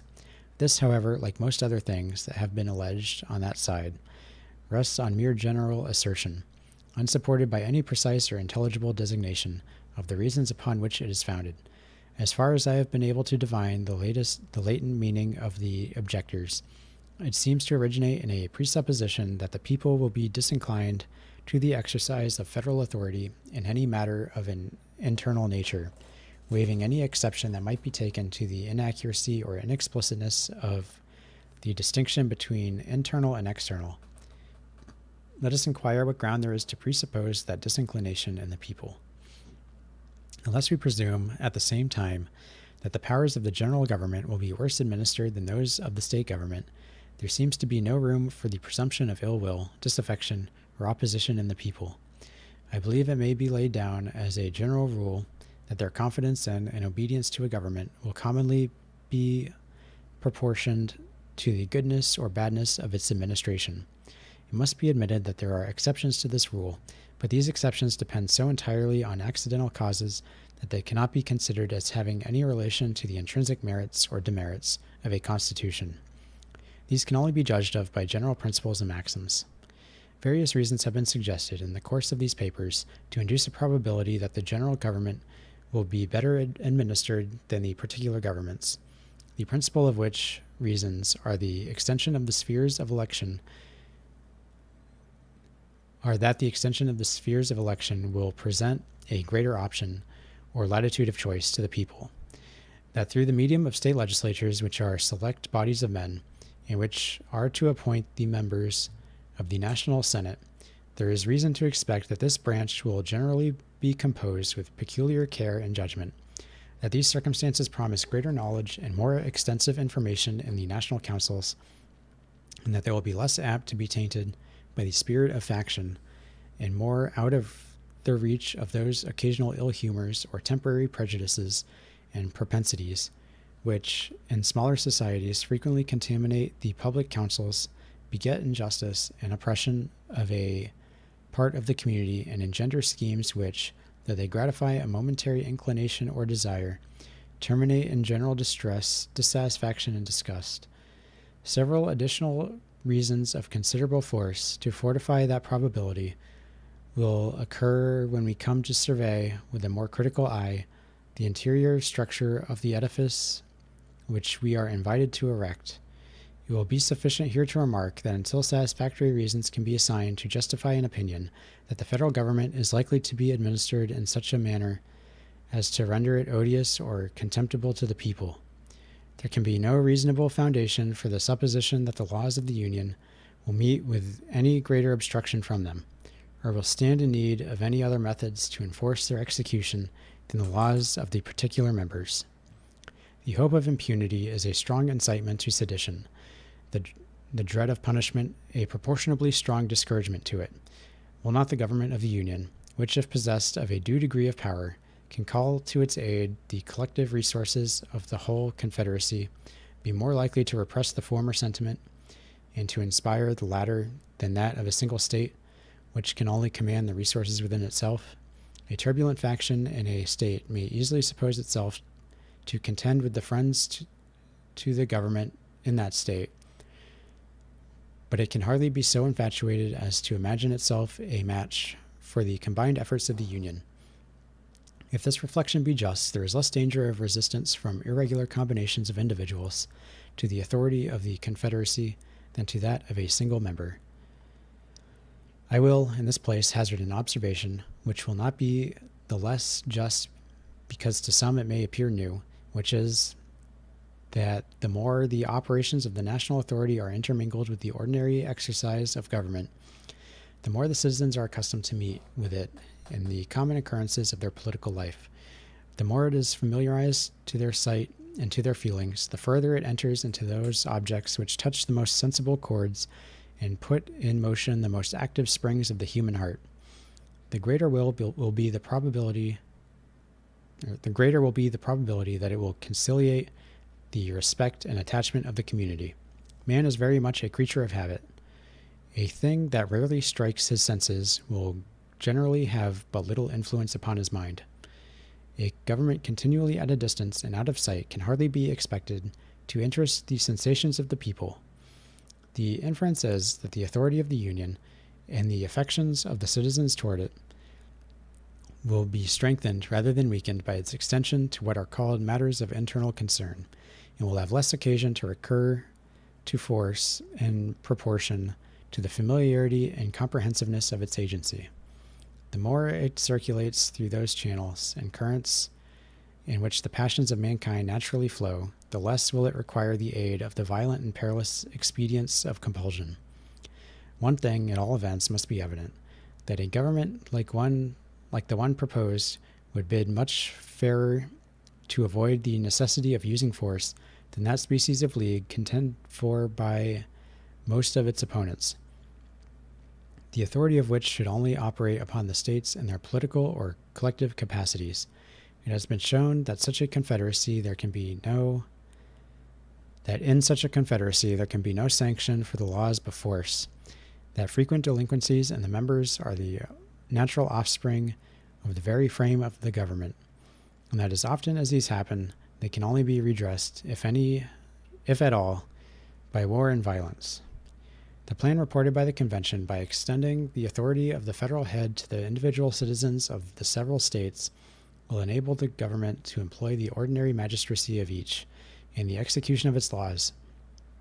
It is necessary to perceive that this will tend to destroy, in the common apprehension, all distinction between the sources from which they might proceed, and will give the federal government the same advantage for securing a due obedience to its authority, which is enjoyed by the government of each state, in addition to the influence on public opinion, which will result from the important consideration of its having power to call to its assistance and support the resources of the whole Union.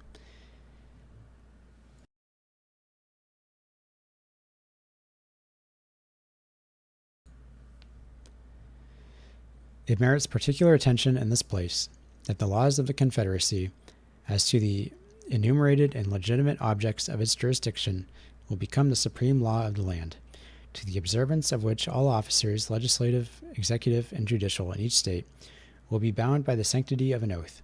Thus the legislatures, courts, and magistrates of their respective members will be incorporated into authorities of the national government as far as its just and constitutional authority extends, and will be rendered auxiliary to the enforcement of its laws.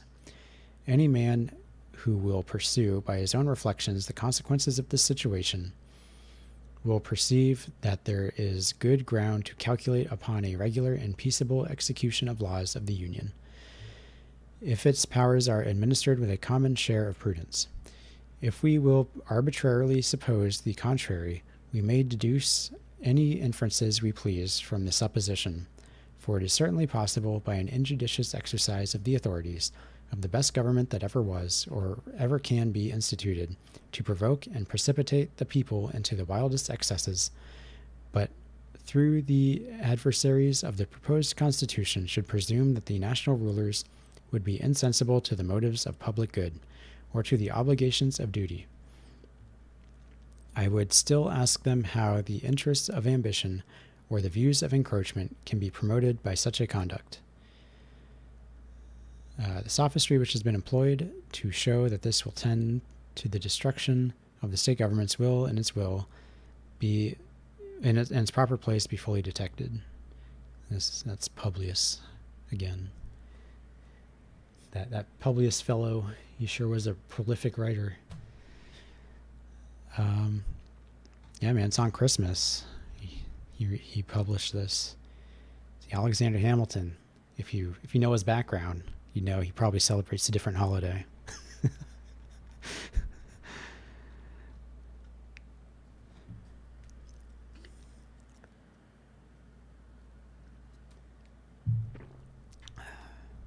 All right, how long is this?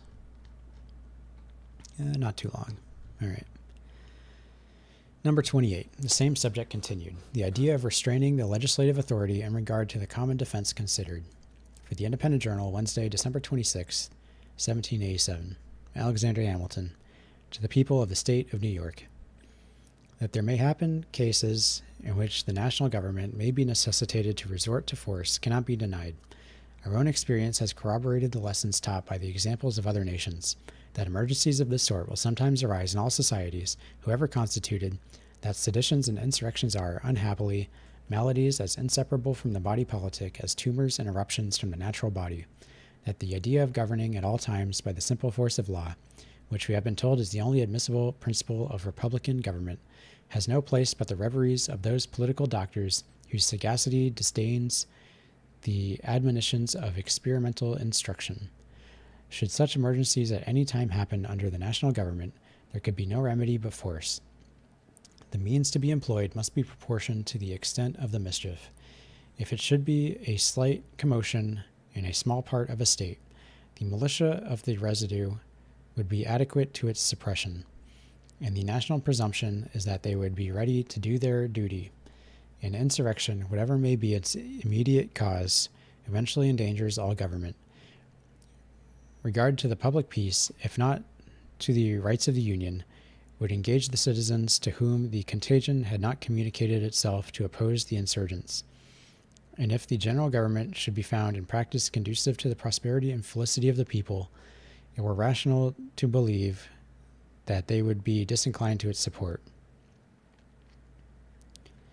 If, on the contrary, the insurrection should pervade the whole state or a principal part of it, the employment of a different kind of force might become unavoidable. It appears that Massachusetts found it necessary to raise troops for repressing the disorders within that state, that Pennsylvania, from the mere apprehension of commotions among a part of her citizens, has thought proper to have recourse to the same measure.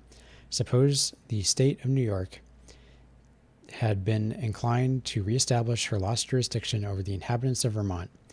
Could she have hoped for success in such an enterprise from the efforts of the militia alone? Would she not have been compelled to raise and to maintain a more regular force for the execution of her design? If it must then be admitted that the necessity of recurring to a force different from the militia in cases of this extraordinary nature is applicable to the state governments themselves, why should the possibility that the national government might be under a like necessity and similar extremities be made an objection to its existence? Is it not surprising that men who declare an attachment to the Union in the abstract should urge as an objection to the proposed Constitution what applies with tenfold weight to the plan for which they contend, in what, as far as it has any foundation in truth, is an inevitable consequence of civil society upon an enlarged scale? Who would not prefer that possibility to the unceasing agitations and frequent revolutions which are the continual scourges of petty republics? Let us pursue this examination in another light. Suppose in lieu of one general system, 2 or 3 or even 4 confederacies were to be formed. Would not the same difficulty oppose itself to the operations of either of these confederacies?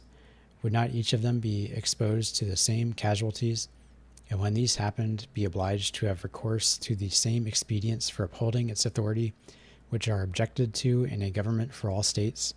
Would the militia in this supposition be more ready or more able to support the federal authority than in the case of a general union? All candid and intelligent men must, upon due consideration, acknowledge that the principle of the objection is equally applicable to either of the 2 cases, and that whether we have one government for all the states, or different governments for different parcels of them, or even if there should be an entire separation of the states, there might sometimes be a necessity to make use of a force constituted differently from the militia, to preserve the peace of the community and to maintain the just authority of the laws against those violent invasions of them which amount to insurrections and rebellions. Independent of all other reasonings upon the subject, it is a full answer to those who require a more peremptory provision against military establishments in time of peace, to say that the whole power of the proposed government is to be in the hands of the representatives of the people. This is the essential and, after all, only efficacious security for the rights and privileges of the people, which is attainable in civil society.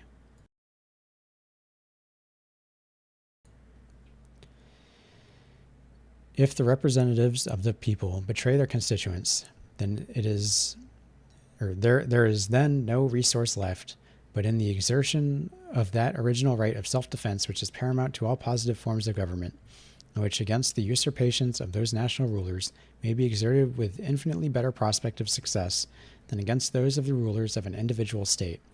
In a single state, if the persons entrusted with the supreme power become usurpers, the different parcels, subdivisions, or districts of which it consists, having no distinct government in each, can take no regular measures for defense. The citizens must rush tumultuously to arms, without concert, without system, without resource, except in their courage and despair. The usurpers, clothed with the forms of legal authority, can too often crush the opposition in embryo. The smaller the extent of the territory, the more difficult it will be for the people to form a regular or systematic plan of opposition, and the more easy it will be to defeat their early efforts. Intelligence can be more speedily obtained of their preparations and movements, and the military force and the possession of the usurpers can be more rapidly directed against the part where the opposition has begun. In this situation, there must be a peculiar coincidence of circumstances to ensure success to the popular resistance. The obstacles to usurpation and the facilities of resistance increase with the increased extent of the state, provided the citizens understand their rights and are disposed to defend them. The natural strength of the people in a large community, in proportion to the artificial strength of the government, is greater than in a small, and of course more competent to a struggle with the attempts of the government to establish a tyranny. But in a confederacy, the people, without exaggeration, may be said to be entirely the masters of their own fate. Power being almost always the rival of power, the general government will at all times stand ready to check the usurpations of the state governments, and these will have the same disposition towards the general government. The people, by throwing themselves into either scale, will infallibly make it preponderant. If their rights are invaded by either, they can make use of the other as the instrument of redress. How wise will it be in them, by cherishing the union, to preserve to themselves an advantage which can never be too highly prized?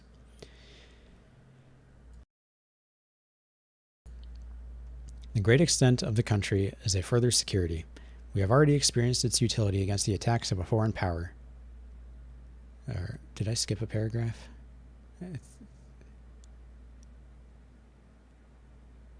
Yeah, I did. It may safely be received as an axiom in our political system that the state governments will, in all possible contingencies, afford complete security against invasions of the public liberty by national authority.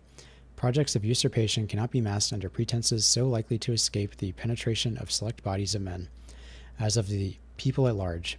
The legislatures will have better means of information. They can discover the danger at a distance, and possessing all the organs of civil power and the confidence of the people, they can at once adopt a regular plan of opposition, in which they can combine all the resources of the community. They can readily communicate with each other in the different states, and unite their common forces for the protection of their common liberty. The great extent of the country is a further security. We have already experienced its utility against the attacks of a foreign power, and it would have precisely the same effect against the enterprises of ambitious rulers and the national councils if the federal army should be able to quell the resistance of one state. The distant states would have it in their power to make head with fresh forces. The advantages obtained in one place must be abandoned to subdue the opposition in others. In the moment the part which had been reduced to submission was left to itself, its efforts would be renewed and its resistance revive. We should recollect that the extent of the military force must, at all events, be regulated by the resources of the country for a long time to come. For a long time to come, it will not be possible to maintain a large army, and as the means of doing this increase, the population and natural strength of the community will proportionably increase. When will the time arrive that the federal government can raise and maintain an army capable of erecting a despotism over the great body of the people of an immense empire, who are in a situation, through the medium of their state governments, to take measures for their own defense, with all the celerity, regularity, and system of independent nations? The apprehension may be considered as a disease, for which there can be found no cure in the resources of argument and reasoning. Publius.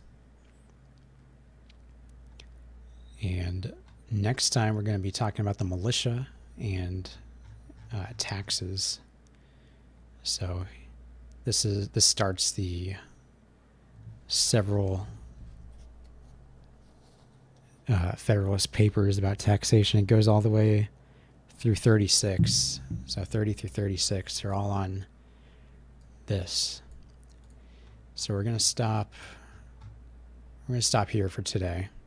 We'll start at 29 next week and then get through all the stuff about taxation. But I think so far he makes it pretty clear that there's a difference between having a standing army and a militia. I've heard a lot of people nowadays say that in the Bill of Rights, where it talks about the right to a militia, that's referring to the military. And it's pretty clear here that that's not the intention. So he treats the military and the militia as two different entities.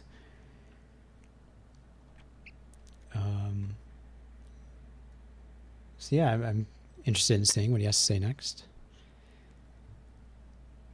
He talks about overcoming tyranny and all that stuff. It's kind of the usual rhetoric that you hear, even though it's never been utilized for better or for worse. So that's it for today. And I will be playing Devil May Cry. I'll be finishing that hopefully on Saturday. And on Sunday I'll be playing some Pokemon on Twitch. And then I'll be doing some more stuff next week. More Federalist Papers on Tuesday. And some more Mega Man. I only have one Mega Man left. At least in the Legacy collection that I have. I only have Mega Man 6 left. So that's that'll be the end of that. Then I'll be back to X5 wishing I was dead. It's just a bad game. I don't know. I don't like it. But we got to get through it. And I am on vacation as of today up until what day? It's Monday the 21st. So I'm not really doing anything. I'm just sitting around at home. I did have plans with my family to like rent a beach house and stuff, and it ended up falling through. So now I'm just here by myself, all alone. So I do want to read some stuff in my spare time. I might stream a little bit more. We'll see, because I have a lot of reading I want to do. A lot of reading to catch up on. So we'll see. There might be some guerrilla streams next week. But thank you for being with me again today. Thank you, Hernan, for coming, and anyone else who was lurking. And I will see you all on Saturday for some Devil May Cry. Bye.